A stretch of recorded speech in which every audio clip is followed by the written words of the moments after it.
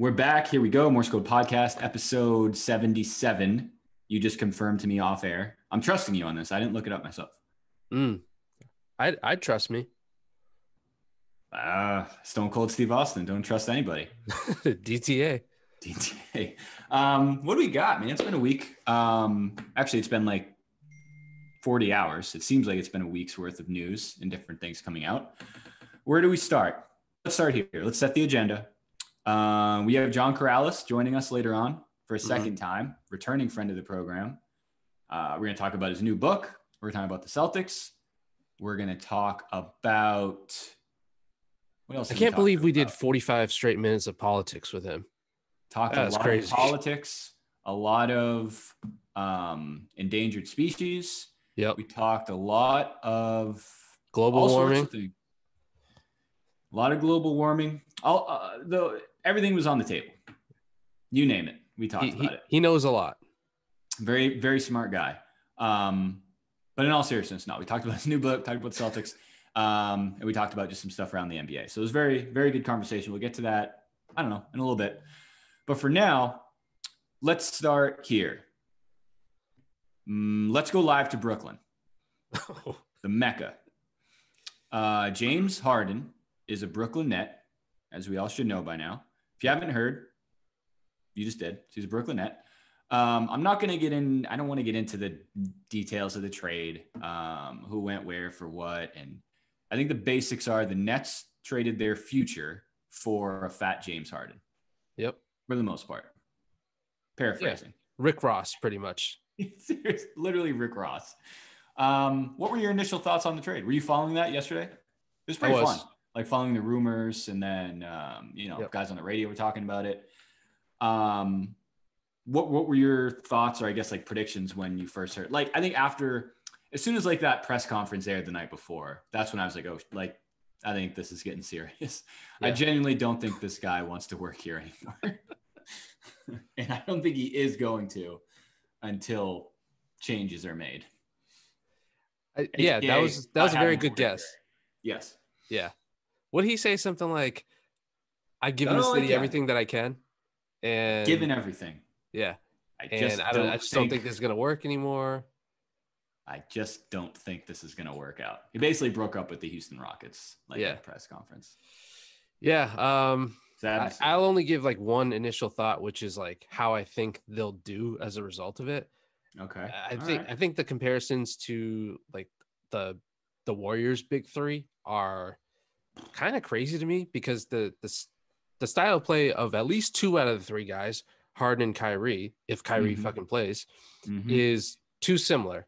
Like, I feel like the Warriors' big three, it's just a comparison I've seen a good amount, but those guys were the perfect three to be put together because they're really unselfish. And then they also had like a defensive anchor with Draymond. And those guys like to pass the ball, and they weren't straight up ISO. They were jump shooters. KD was. Are you talking? Biggest. Okay, I didn't. Are you talking Steph, Clay, and KD? Yeah, or the original three. Okay. Yeah. Yeah. No, I agree. It made sense. I think that's the big thing. That's what everyone's curious to see. And I guess KD is somewhat different, but KD certainly earned the right to take the last shot or to pretty much drop whatever the hell he wants. We talked about this with John, which you'll hear in a little bit. I mean, he is one of the very rare guys who has a mid-range game at a very high percentage. Yep. Not that he can't do other things too, but he doesn't need to bullshit around and draw fouls and, bank on a little that step back three that Harden's literally been living on for the past handful of years, which I still to this day don't know how is still happening. Whether from the perspective of defenses just figuring it out or refs calling travel, both of which aren't happening. So I don't know, still a mystery. But yeah, I don't know. I think the other comparable big three, obviously locally, was that I heard a lot of people talk about was the Celtics big three, the 2008 big three, which is even makes even more sense. Like you had Ray Allen, who at that point was fine on catch and shoot, kind of like Clay, I guess. Kevin Garnett and Paul Pierce were not doing very many of the same things. This one is, I don't know how it's going to work, and I don't know when it's going to start happening. To your point, Kyrie has to come back. I'm thinking he's going to have to miss games to quarantine. Harden, I'm sure, will have to do the same. I don't know. Have you read, like, what is Harden just can't show up and play, can he? As soon as everyone passes the physicals, Harden can play. Ooh, that's a big if. So James. So he's not big game James. Big game James is more like it. He's put on some, like, it was kind of funny week one. I almost feel like I'm having like an intervention for like someone I care about. It's like week one was funny. He came out in his warm-ups and he looked a little heavier. You and I both work in television, as you can see. Mm-hmm. Everyone says the camera adds 10 pounds, which unfortunately is true. We can both attest to that. Yeah. I don't know if it was just a bad angle, if powder blue wasn't the best color to wear. Bro, he looked fat. He didn't look like if I saw him for the first time, I wouldn't guess he was one of the greatest scorers of all time, especially in recent history. Mm-mm. Certainly not scoring at the salad bar. No. And it's one of my favorite things I heard over the week was, I think it was Felger and Maz. They brought up what I think is a terrific point. He's playing competitive elite basketball a handful of times a week, and he's still fat. Like, he is still eating in a caloric excess to negate the fact that he's running up and down with world-class athletes for 30 minutes a night. That's a good point. Like, how much are you eating that? Like, if he was just a normal sedentary guy, basketball isn't enough to offset. Keep off the pounds to hit your step goal for the day. I don't know. Like, if he was just a sedentary guy, could be dead. I don't know. For all I know. Yeah. Could eat himself right to death. I wouldn't dare him. He would take you up on it. He would take that personal and eat himself to death. Oh yeah. I just thought of something we didn't address. And quite frankly, it's a little off topic, but did you have work? Was your work closed today? Was today a recognized holiday? Monday. Mine wasn't either. At the time of recording, the Boston Bruins start their season today. And from what I've seen on social media, you would think it's a national holiday. I don't know. I mean, understand where we are now, nearing officially the podcast for the Seattle Kraken. Yeah. But I guess we should, I don't know, mention that the Boston Bruins start their season today. Any thoughts? I think they're going to hate that we're representing their newest and biggest rival. That's what it is. And will be very soon once the paperwork's done. Yeah. Once the ink has dried.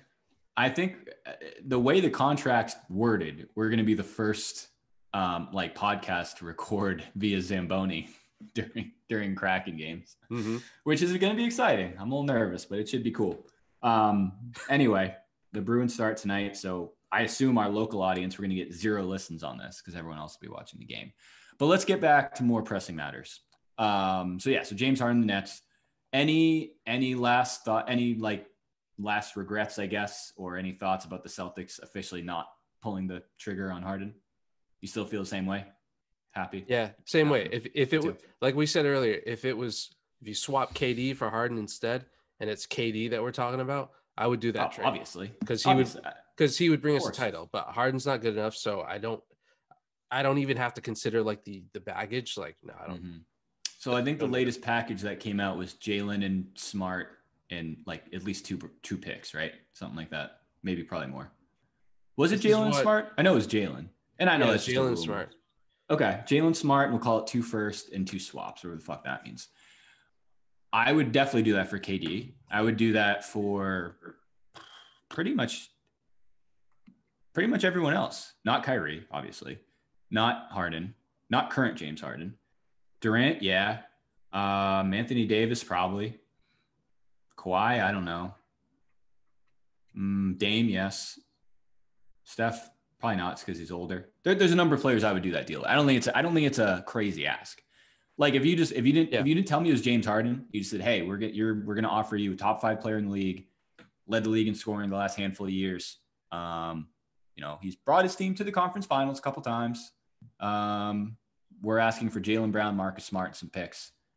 I'd have to consider it, but I think there's a lot to consider outside of the stat sheet.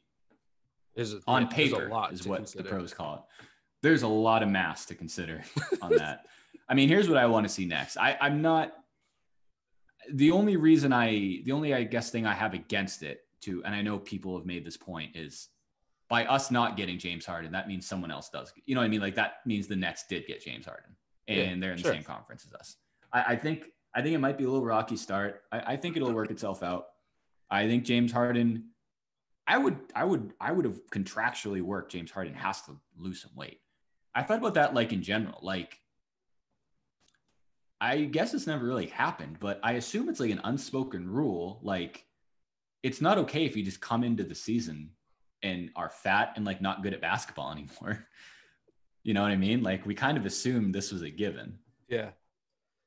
I mean, you always hear it like with training camp, like football training camp, players come in out of shape, but it usually works itself out. Doesn't look like James Harden's been working much of anything out in recent time. Well, outside of playing NBA basketball for 40 minutes a night. I think the Nets probably think like, once he's in a place where he wants to be, he'll find a way to put up like the good enough numbers where it doesn't matter. I wish that I kind of forgot what we were going to be talking about.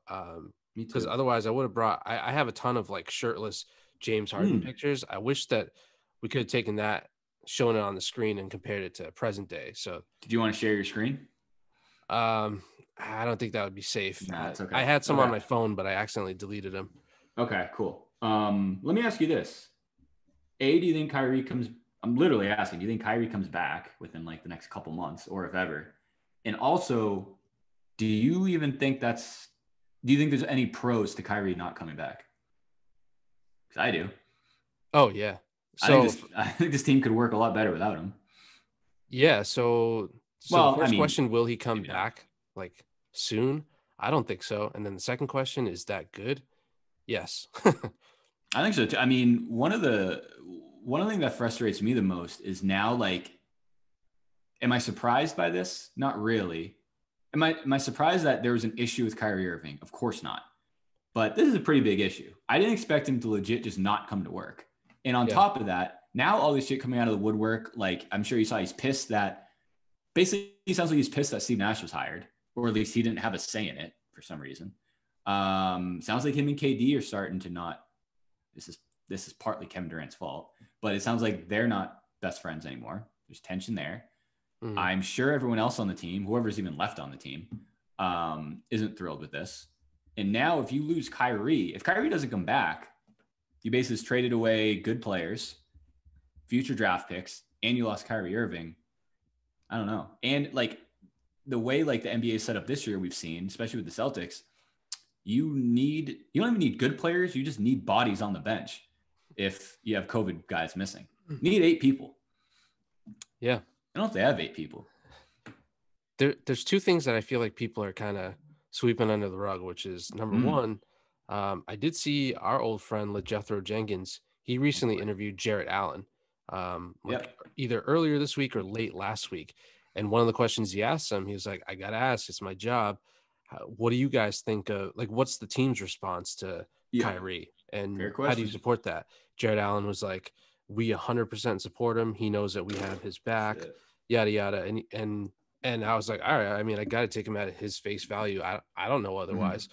Yeah. 2 days later, Jarrett Allen is traded. So that's kind of funny. And then number 2, like, most of the stuff could have been fixed if Kyrie just gave the Nets some notice and let them know that he wasn't going to come to work. I mean, not coming to work, period, is whatever. But if you can get beyond that part, he should have let them know. But the other part is that I thought when the media asked Steve Nash what he thought about it or what his latest update was, and he said, they asked him, when's Kyrie coming? And he said, I'm not sure. I don't know. I was like, I feel like an experienced coach would have tried to bury the question right there and say something like, that's between me and him. And we know, so like, very good point. Whatever, it stays in the locker room. But if you don't bury it at that point, then like you're just making it worse by not saying, like, stop asking, essentially. Really good point. And that's where it became, that's a great point, man. I think that's where it became a bigger story. Now, Steve Nash is addressing that he feels disrespected. Like, Yeah. now that was the first time we knew, that was the first time we found out that, like, Kyrie hasn't told them why he's not there. Right. If you put that's Belichick way in this different. situation, like, think about how differently that would have been handled. He would have said, yeah, I've already answered that question. Yeah. He would have, like, smirked and then walked away. He would have spit directly into your microphone, not answered the question, and then said that I've already answered the question. I would love to see that death stare on this scenario. Not that this would ever happen, but I'd love to see it. So yeah, I don't know. I mean, and it's different because, yes, Kyrie's a weird guy. And weird guys do weird shit.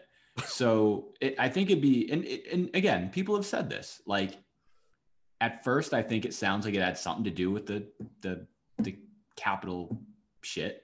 Understandable, I guess, to an extent. I think it's understandable if you let them know that's why. And B, like, you can't, if you maybe have to miss a game, okay, but he's been gone for like a week, longer than that. No one else is doing this. I'm sure he's not the only person who feels a little upset about what happened at the Capitol. Yeah. But I also think this is a league of adults who get paid millions of dollars who understand, who didn't know this was an option. Like, I didn't know I could just not come. This sounds great.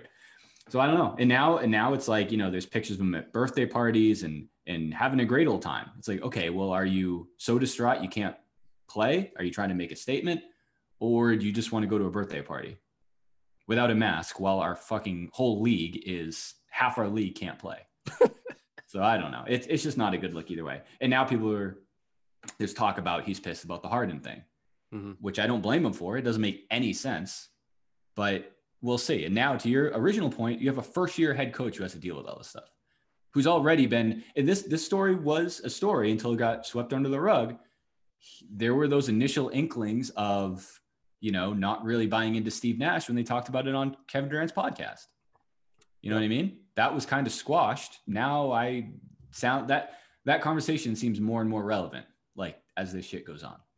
So I don't know if it's me, if I'm Kyrie Irving, I'd retire. If I'm Steve Nash, I would resign.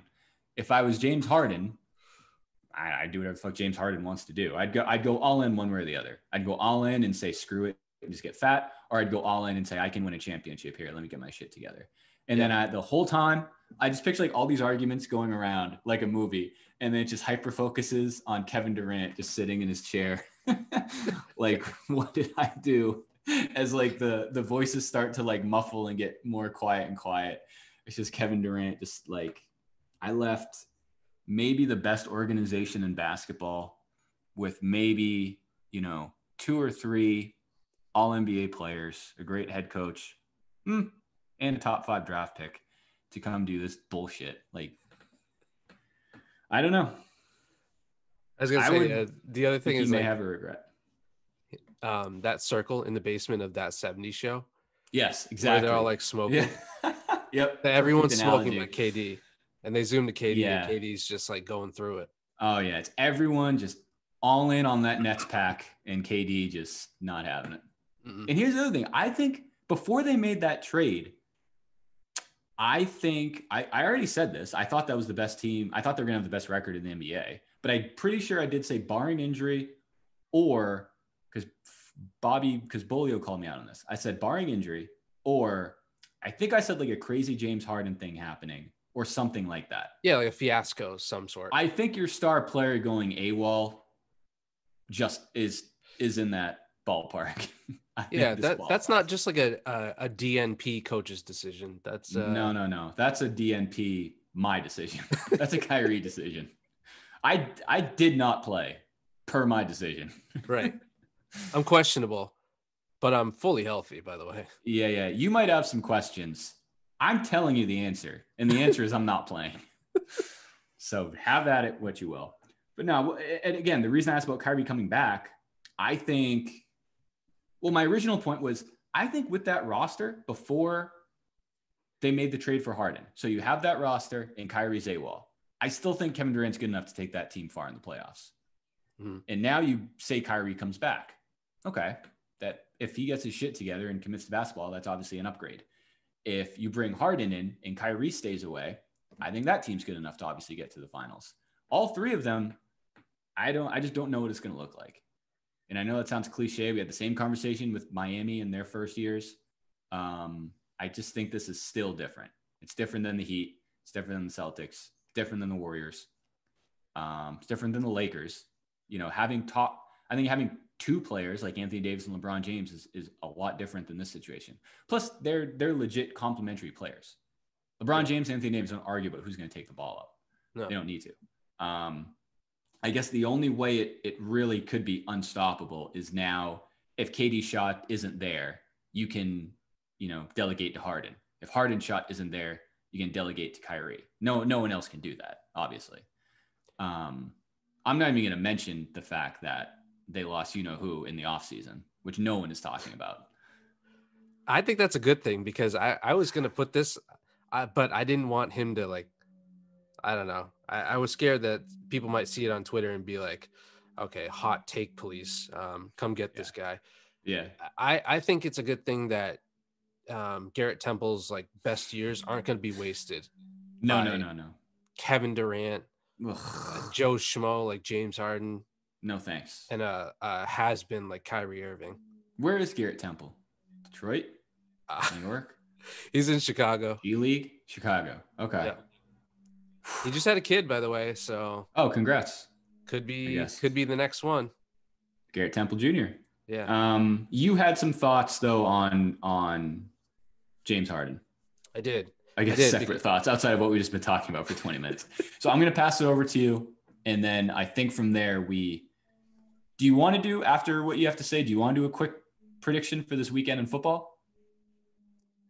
Sure. If you know what the games are, because I can't remember who's playing who. I'd like it on the record. Let's do that real quick after this. Then we'll get to John. So go ahead, right. Sophie. Floor is yours. So one of the other I feel like the three biggest names in the news this week were James Harden, Kyrie Irving, and then in a different league, Donald Trump. A league of his own, some might say. Yeah. He was impeached for the second time, which I guess he broke his own record. He set a new record. Set the record, broke the record. Yep. Tied for the record and then broke it. Yeah. Yep. All in 2 years. 1 second. My dog is being difficult right now. Are you going to take her out back and shoot her? No, she's just walking where all the cords are. Anyways, I can work around her. Okay. I'm a professional. So, take Kyrie out of the equation and you end up with two guys who I'm not sure are different people. I think they might be one guy in James Harden and Donald Trump, because to your point, because I know you still go to those detective conventions, or is that strictly through Zoom? It's on Zoom, but I go quarterly. Okay. Yeah. From what we've heard from one of your peers there, Donald Trump and James Harden have never been seen in the same room at the same time, ever. No. And so I sometimes if you win a championship, you get to go to the Oval Office, which hasn't happened for him, obviously. So right, and that could get awkward. Very awkward. Maybe I had a few points as to why I think I was able to prove that that's a true statement. That's another point. Maybe that's why James hasn't won any championships. Can't. So the first point, very notable hairstyles in both of them. James got the beard. He's got some sort of little mini mohawk on. And then Donnie's got the fucking bird's nest on his head. Yes. Yes, that's simple. Yeah. Okay. One, as we've seen from James' diet, one can't seem to stay away from Golden Corral. Mm-hmm. The other is apparently a huge fan of golden showers. That's right. Plot thickens. One played for the Rockets. Mm-hmm. The other one, a huge proponent of Space Force. Yes, we've talked about this. Very similar. Mm-hmm. Big space guys. Big nerds. The biggest nerds. Couple of fucking dweebs. One hates wearing a mask in public. Mhm. The other also hates wearing a mask in public. And both have gotten COVID, allegedly. Big time. I somehow that was swept under the rug that during the bubble, like in the beginning, that Harden got COVID. Yep. I feel like people don't talk about that. Correct. Can't imagine where he got it from. Yeah, who knows? He's always been pro quarantine. What? All right. This is where James Harden did wear a mask one time, I remember. Oh, this is true. Not for nothing, though. You could someone make a comparison on that end too, but look it up. He did wear a mask one time going in. Look it up, guys. I would highly suggest it. This is where it starts to get creepy. One this week was in the news because he was asked to leave the Oval Office. Kind of sad state of affairs. Sure. With like a week to go in his presidency. The other one slowly turned into the shape of an oval and for all intents and purposes was asked to leave his office. Yes. He asked someone else to ask him to leave his office. Yeah. He requested that someone gets him out of there. I would start playing the X-Files music right now if you're listening to this. On it. One was in Home Alone, lost in New York. Sure. The other one refuses to stay home alone, and now he's been sent to New York. Yep. No one's talked about that yet. Sheesh. One, for 4 years, wore a red hat. Mm-hmm. The other one, for 8 years, so 2 terms, wore a red jersey. Sure. And this is the last one. I can't believe no one's mentioned this. One wanted to build a wall. We heard about that for a long time. Sure did. The other one wanted to break down a wall. Mm-hmm. John Wall. And he sure did. The other one loves his cousin. No, I'm just kidding. Yeah. One loves to boogie and fill in a Donald Trump joke about that. Can't think of one. But no, that's very good insight. I'll tell you this. You won't hear that on any of the national radio waves tonight. You're never going to hear that on another Seattle Kraken podcast. I know that. I'll take that bet to the bank. Big time.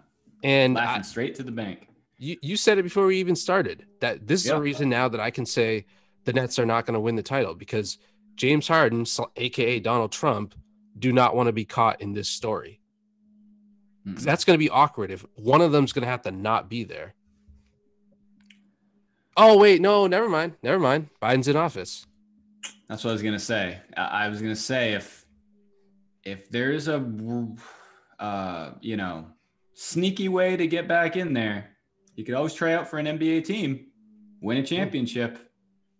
And if history shows us anything, they usually get offered an invite. Interesting. And if history has showed us anything over the past few years, most teams decline.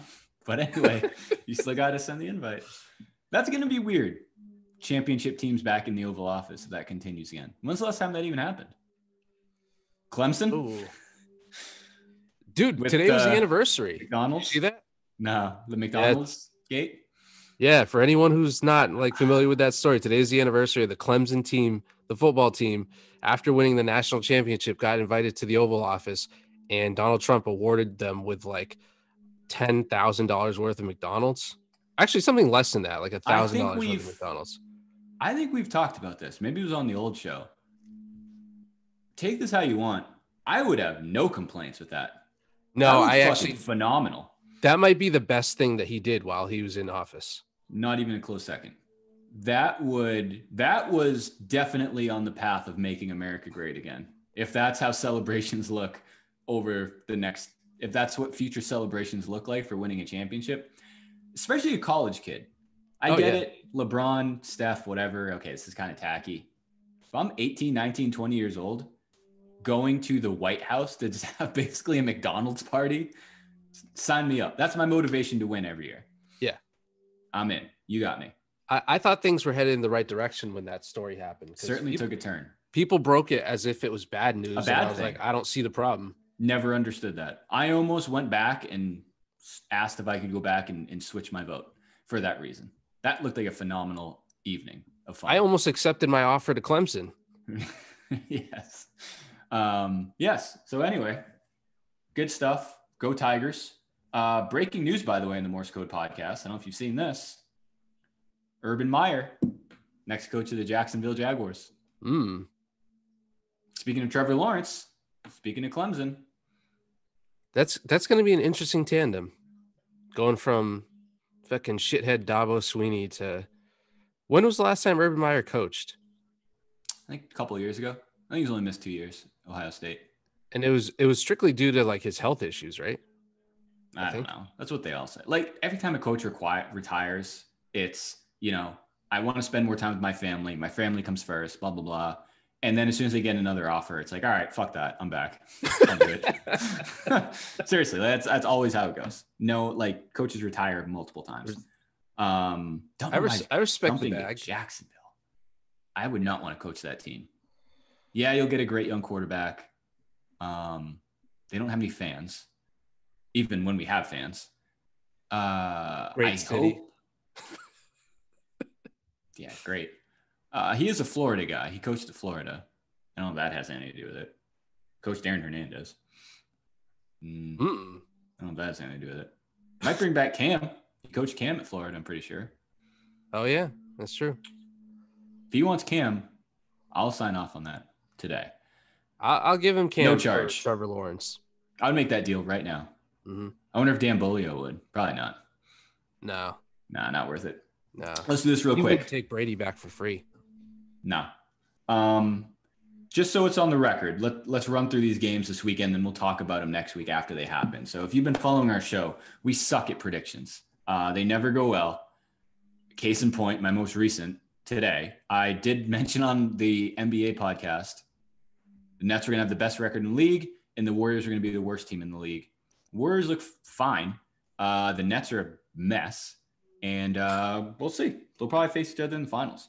So let's start with Saturday. 2 games each. Saturday, 4:35. Rams at Packers. Packers -6.5. This is the one game this weekend I'm the most confident in a team covering the spread in Green Bay. I'll say like Green Bay, like 30 to fucking 15 or something. I don't think it'll be close. Okay. I think the Packers will win too. I think them not having an actual crowd at Lambeau, which is such a mystique, I feel like it'll be closer. I think they'll win though. Rams coming from Los Angeles to Green Bay, Wisconsin in the middle of January. I'll go with Packers. Good game that night. Ravens who lost to the Patriots at Bills. Bills -2.5. That's going to be a good game. And I think that's a pretty good line. I can see the Bills winning by a field goal. Maybe 6. Yeah, 24, 21, 23, 20, something like that. Josh Allen's good enough to win that game, I think. That'd be a huge win. That's a huge win for both those quarterbacks, actually. Lamar Jackson or Josh Allen. I'm going to lean towards Josh Allen at home, though. Better offense. Yeah, that's interesting because basically that's a pick 'em because the home team gets 3 points. Right.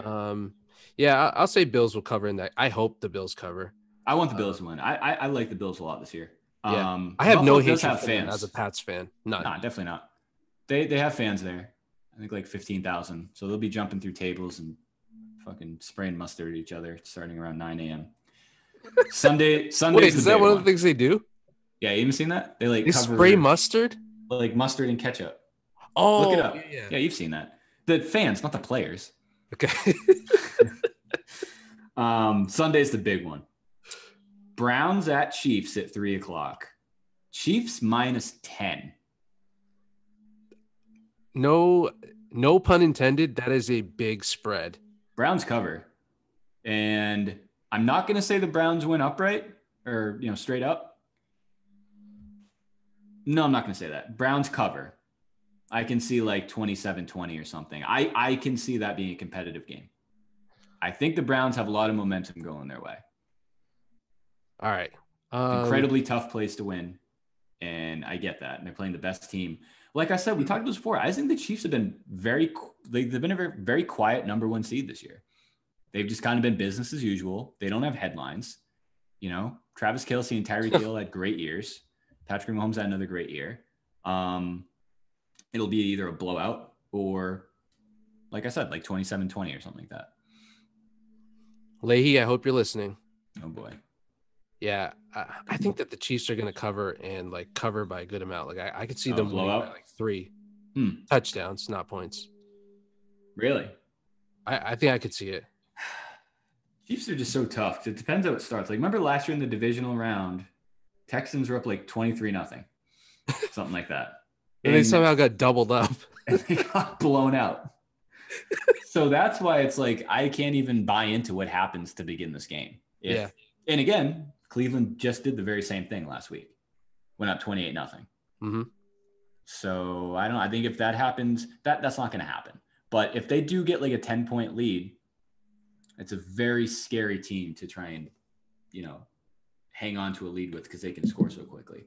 So I'll go Chiefs, but I think Browns will cover the spread. Do you think it's a blowout? I can't wait for Sunday night. Bucs Saints. I cannot wait. I haven't looked forward to. I'm basically looking forward to this game like I look forward to a Patriots game. Like I'm all in at this point. Yeah, I've seen it. I have no reason not to get behind Tom Brady, and I think they're going to win that game. It's in New Orleans. New Orleans -3. Yep. And New Orleans has spanked them both times this year too. One of which against one of my other great predictions, a Monday night game or Sunday night game. I think they go to New Orleans. I think Brady is, I said this before too, if Brady gets to this point where it is possible for him to win a Super Bowl, I think he can win the Super Bowl. And at this point, he's there. I think he's going to take over. He's going to take over pretty much as much coaching as he can. Yeah. I think he's literally going to coach the offense. And I think he can single-handedly. I think he can win this game. Because I definitely don't trust Drew Brees. And I definitely don't trust the Saints. No. Based off recent history. So I would say obviously I think they're going to win and probably cover 3. So I'll say like 24. No, that'll be high score. I'll say like 38-35 or something like that. It's going to be a shootout. 38-35. I think this is the one where we agree the most. Oh boy. Yeah. Sorry, Brian. Because if again, another situation where it's just the home team is getting the 3 points. Yeah. So if you tell me that that's a spread and Tom Brady's the road team, I'll take the road team to win. Yeah, I'd say by a touchdown. Sure. I mean, no fans. I'd rather play in New Orleans. You know what I mean? In a dome in January. Yeah. I don't know if I think they have limited fans. I'm pretty sure New Orleans, but still, it's not like it would have been in a normal situation.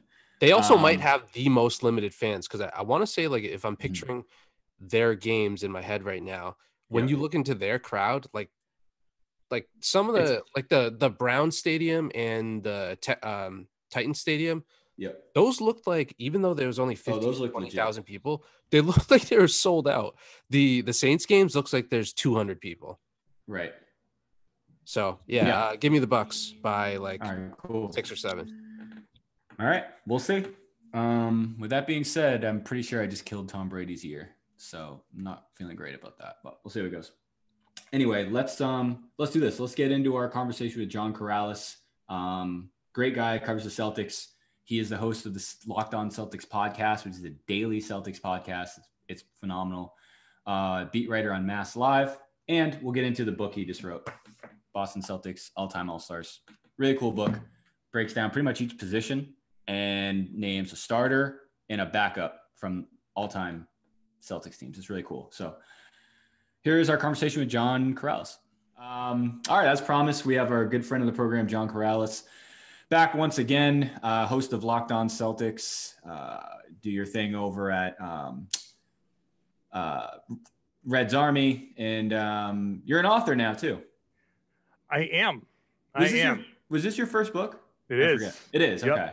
Yep. Here it is for our video audience. Boston Celtics all-time all-stars. I just finished the centers chapter last night, so I'm not all the way through it yet. You're most of the way through, though. Yeah.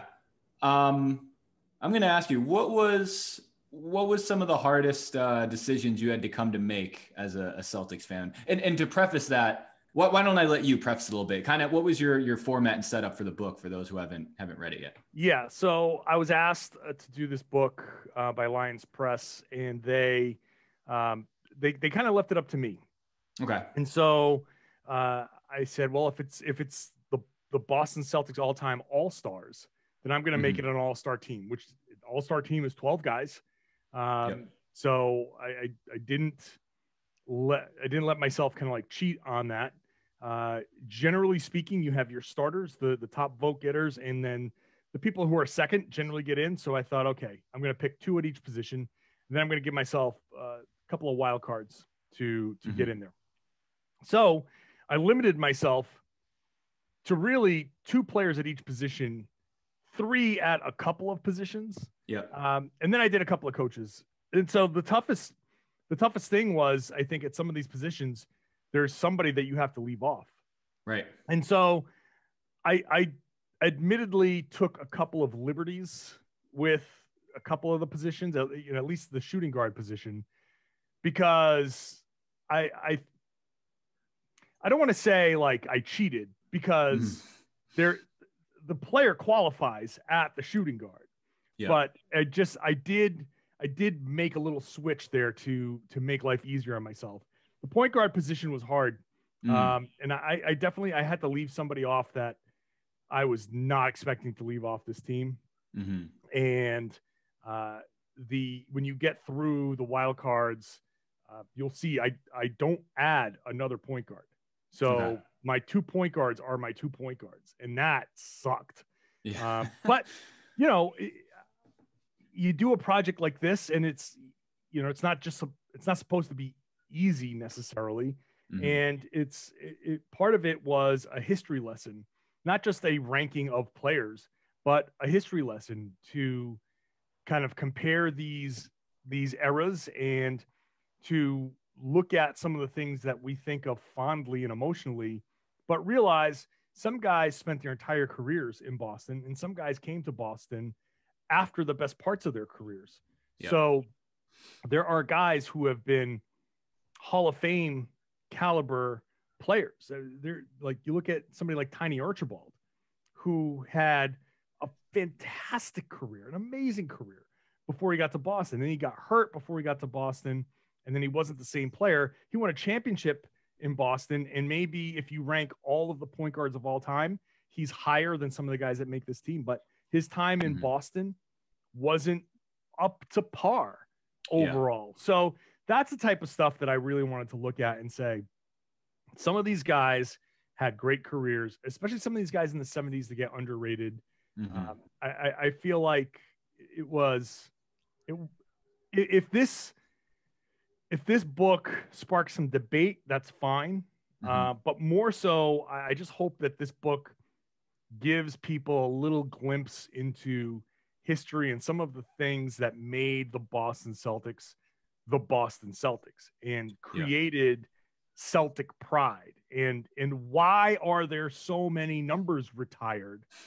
Like that's, people look at it and say, oh, Boston retired, this guy's number is retired. Why? Well, I'll give this little bit away. Red Auerbach was a guy retired in the 60s.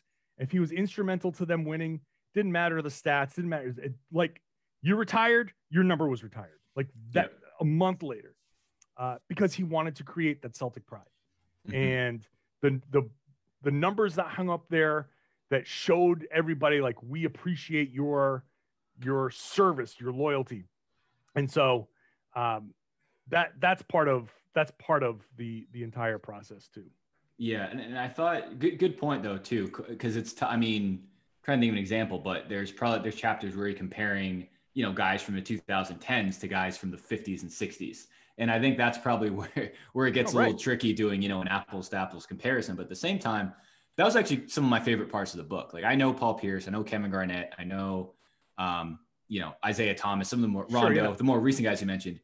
Some of the stuff about like Tommy Heinsohn, even Bill Russell, Bob Cousy, like those guys, that for me, that was the interesting, like, holy shit, like I didn't know that. One of my favorite parts, and Sophie and I've talked about this before, but Tommy Heinsohn, extremely successful in the insurance industry.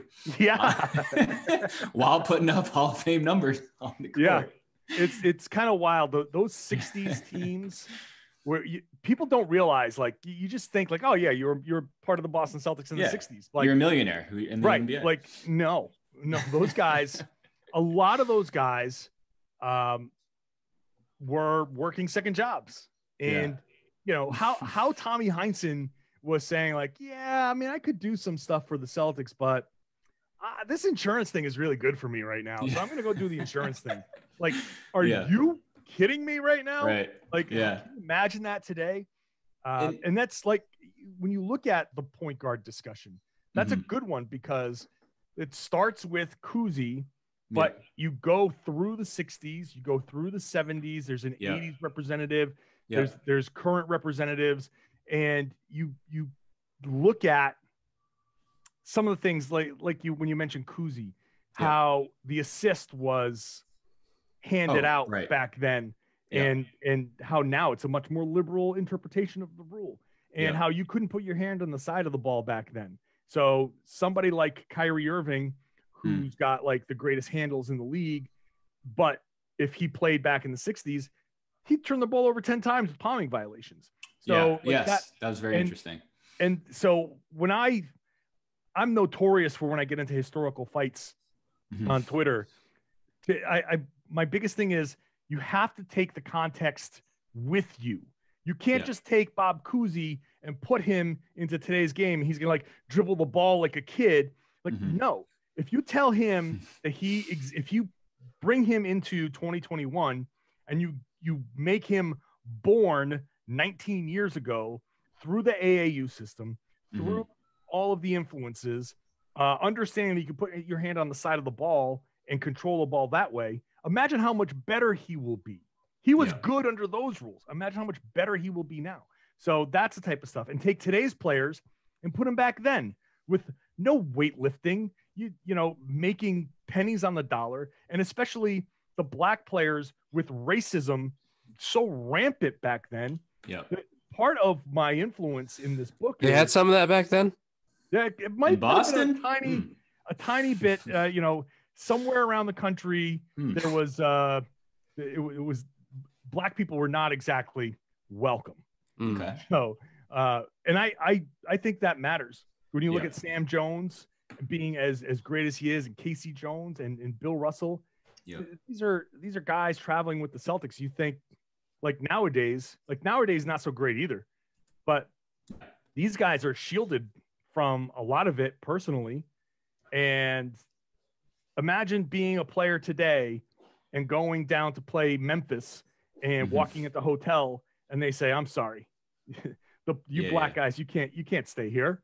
Like, what? And those guys are traveling by train, and they were like, it's so the things, the success that they had back then, I think, is magnified. If you could be good back then in the face of all of those things, like that's a lot. No money, people wanting to like literally kill you, and you go out there and you smoke somebody on the court. Like, that's amazing mental fortitude. Like that's, I mean, so anyway, so yeah, they're each era has its own crazy influences. Like this era too, when you are 19 years old and somebody gives you $8 million in your rookie year to play basketball, that comes with a lot of challenges too. Cause all of a sudden a lot of people, how many players from any background come in rich already? Like nobody's rich coming into the NBA.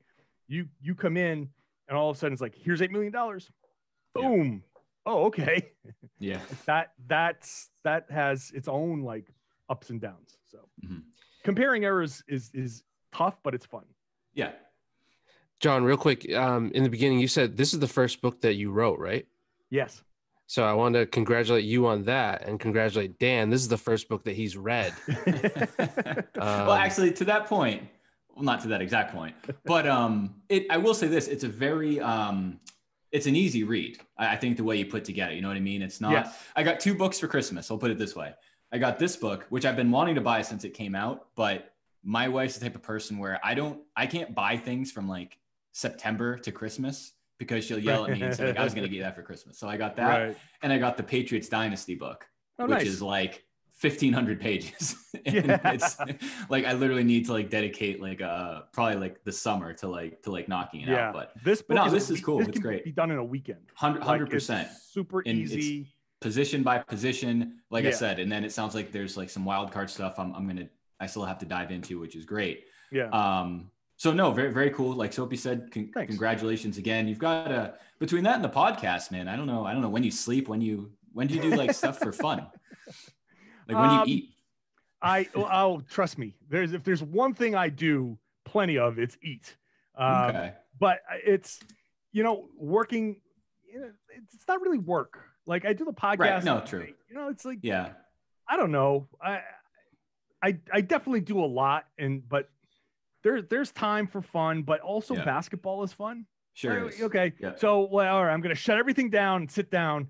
And let's say tonight I go, all right, forget it. I'm not doing anything. What am I going to do? I'm going to sit down and be like, what games are on? Let's just watch a game or whatever. Every once in a while, I'll watch something else. I'll put something else on TV. I like to binge watch a show, but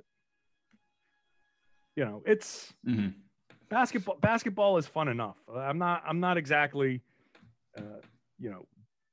doing stuff that's you're not selling insurance 9 to 5. Not selling insurance. Like exactly. some other people. Exactly. So with that being said, actually I have two questions. The first one, have the Celtics formally contacted you yet about helping out since they need to get to that 8 players to get a game going?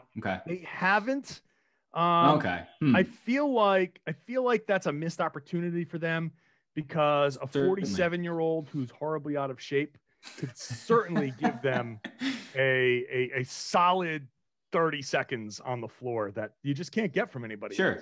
So every break counts in competitive basketball. So look, yeah, Danny Ainge. Hopefully they hear this. And I was like, Danny Ainge generally does a good job, but this is a missed opportunity that I'm sure he's going to get for on Twitter. Yeah. Speaking of Danny Ainge, I'm sorry if you've probably answered this question 100 times since it happened, but for our audience and for me specifically, can you explain to me, like I'm a 5-year-old, what the trade exception means and how you could see the Celtics using it in the near future? Yeah. So think of the trade exception as like a coupon, a coupon in the amount of a player's outgoing salary. Oh boy, this is already over my head. I don't have to look up coupon. Sorry, go ahead, John. What if I said it like coupon, like some people say? Okay, now what that is? Discount on food. Yes. Yes. So you make a trade with another team. They are able to absorb that player into their cap space, or their own player exception, but whatever. They can. All you get back is a draft pick, because you have to get something back. And so what you get essentially is a coupon. It's a 3-team deal where you get a coupon where you can go shopping for that 3-team deal or more team deal. You've got 28, or like a gift card where you got $28.5 million, the number of Gordon Hayward's salary. Once that runs out, it runs out. And that's the only thing you can go shopping with. And so you can go to other teams and say, I've got this money. What can you give me?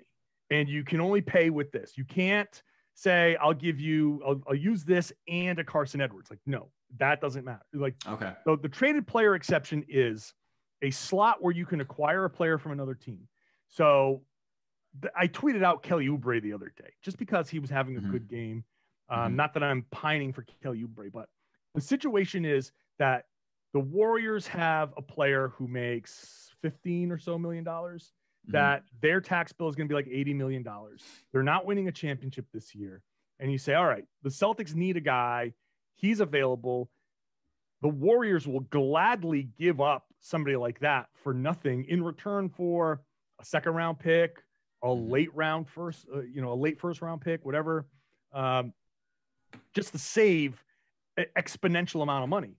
The Celtics take him into that slot, and now they have the remainder, whatever that is, still left on their gift card to go shopping for another trade. So I got that in a nutshell is the traded player exception. So do you envision them doing something like that, like a few players as opposed to one big? Yeah. So now it gets a little more complicated, because there are complications within the Celtics roster, and salary sheet this year because they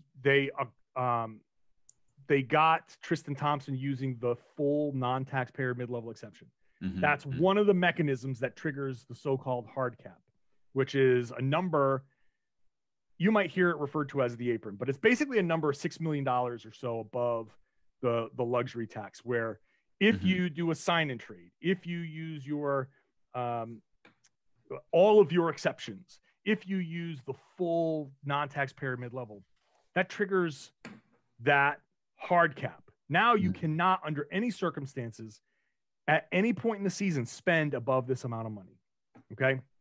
So the Celtics, by virtue of giving Tristan Thompson 2 years, $18 million, they use their full non-taxpayer mid-level.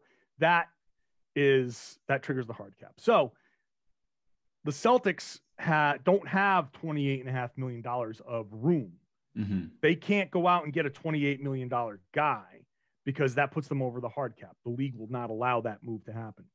What they have without making moves to clear space is somewhere around 18 to 19 million. Okay. Now they could say to somebody, hey, here's Daniel Tice for nothing. And you pay a team with a draft pick to take him. And now you have 24 million. If you really want a player, you can open up space like that. Gotcha. But the Celtics have, until this thing expires, traded player exceptions do expire. Typically it's after 1 year, but because of the weirdness of this year, it's going to be some point in the summer. So it won't be a full year, but they will have time to make a move this season that fits within the parameters of 18 to 19 million. They have time to do that. Then they take the rest, which would be about 10 million or so, into July and August. If another team has a player that makes somewhere there or less, they can acquire that player too within the traded player exception. So they cannot combine it with anything else. They cannot combine it with another player. They have a $5 million trade exception from Enes Kanter. They cannot combine those. They can't take the 10 million left over and the 5 million and make a $15 million exception. It's its own thing. Once it's expired, it's expired, and you can't add anything to it. So I think a coupon is the perfect analogy then. That's basically, probably the easiest way to explain basically it. I mean, can't be combined with other offers. Exactly. Expires whatever 2021. It's the most 5-year-old way to explain much a complicated mechanism that exists right now. Okay, cool. Go ahead, Soap. I didn't mean to cut you off earlier. Actually, I noticed, John, that you were talking about how crazy it is, how easy it is to get an assist in today's game. Yeah. Because there's a specific play.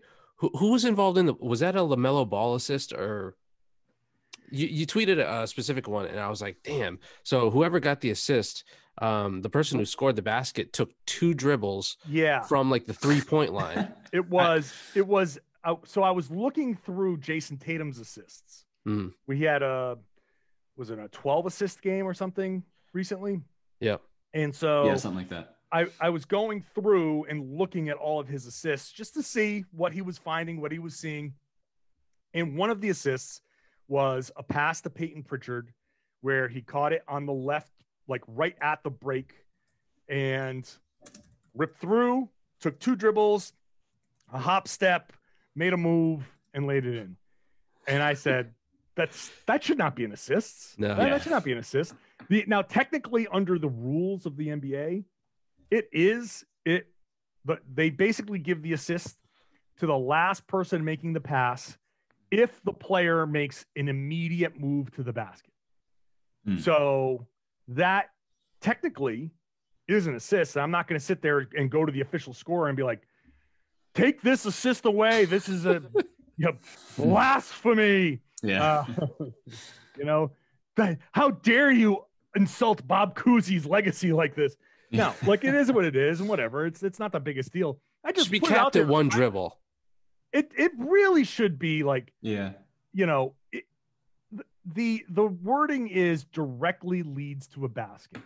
And while I think some of the disqualified assists in the 60s were a little crazy, the things that are allowed right now are a little crazy. That pass that Tatum made to Pritchard, had nothing to do with Pritchard making that basket. Right. He did that for himself. Right. He created that basket on his own. He made a move past the defender. Then he made a subsequent move. Like that pass, an assist, it's in the terminology. You assisted on a basket. I helped you make this basket. So that to me didn't help him do anything. Like, and it's not even the amount of dribbles. Like, it could be a good pass, a great pass that put a player in a position that he never would have been in before. And if he somehow needed 2 dribbles before he went up, okay, I can see that.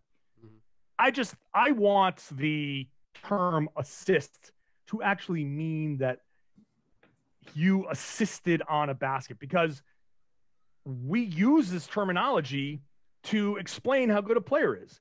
Jason Tatum had 12 assists. He helped 12 other baskets. He scored 25 and he had 12 assists. That's 24, and 3 of them were threes. So that's actually 27. So he's accountable for 52 points. Wow. That's an amazing game from Jason Tatum. But if he's not actually helping on a few of those baskets, that impact is not like entirely there. Again, not the biggest deal in the world, but it's something that I look at. I'm like, that's a shame. Westbrook, Harden.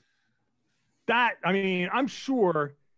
And I threatened to do that once where I was like, I am going to go through every one of Westbrook's assists this year. Oh boy. And I'm going to start knocking off all of these. Yeah. MVP my ass. That'll show him the stern wag of the finger. He'll see. And then I got lazy.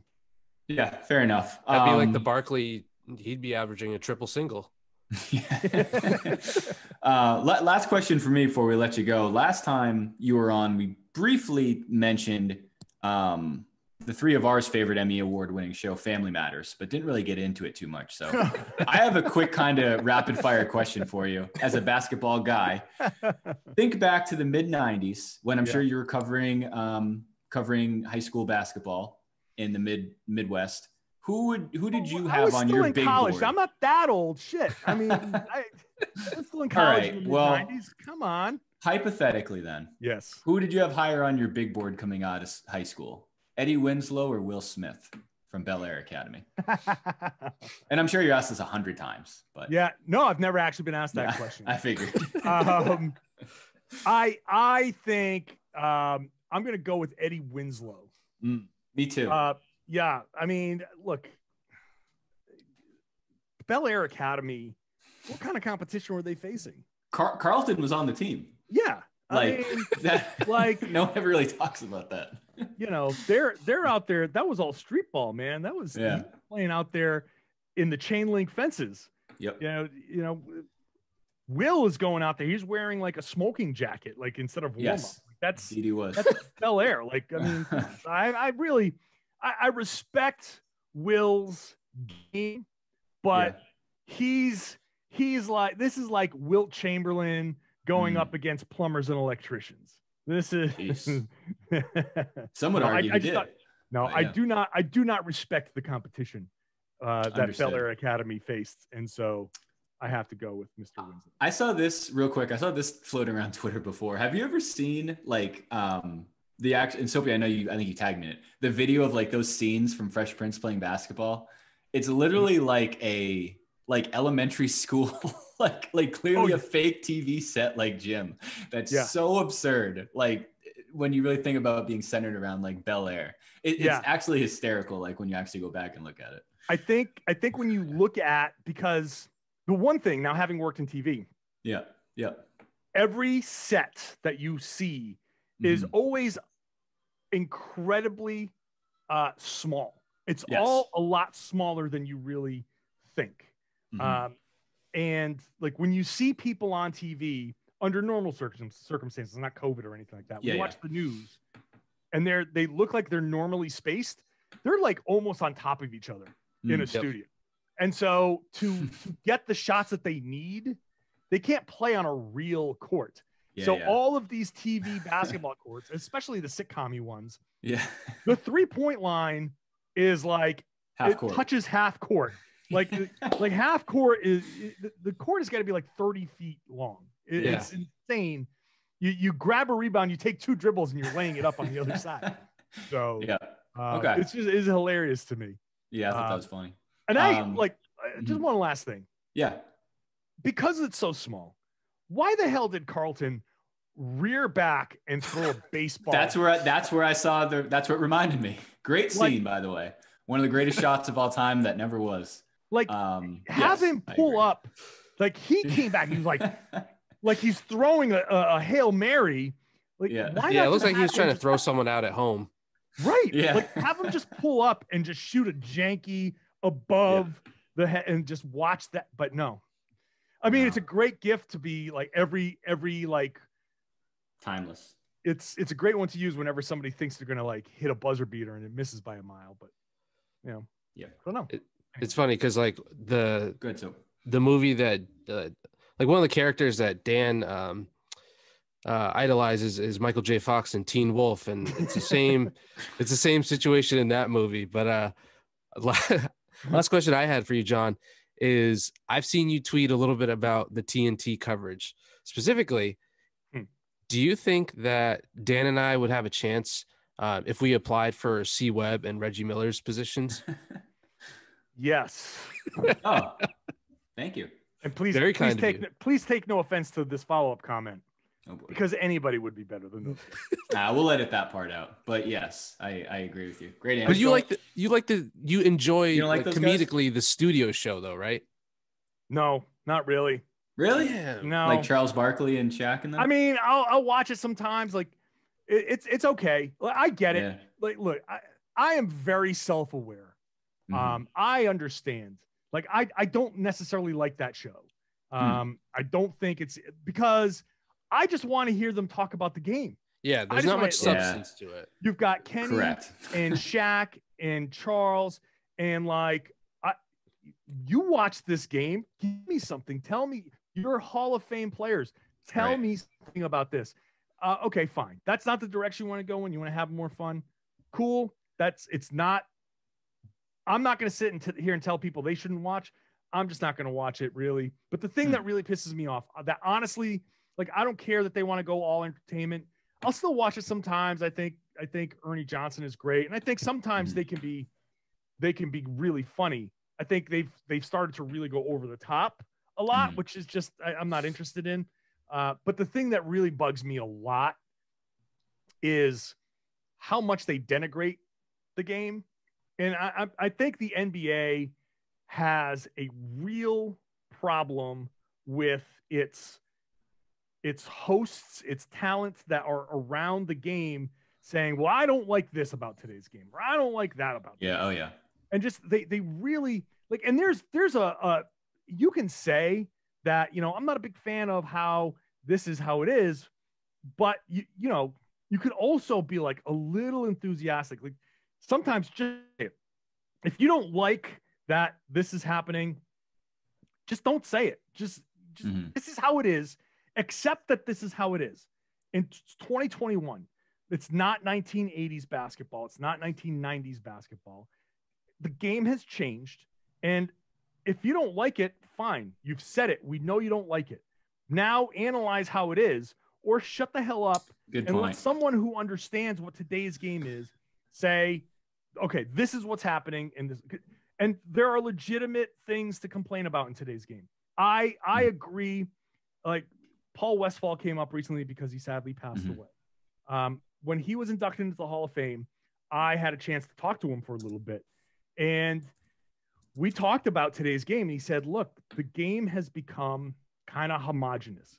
That it used to be you try to get players who are really good, and then you say, all right, well, we've got a great center.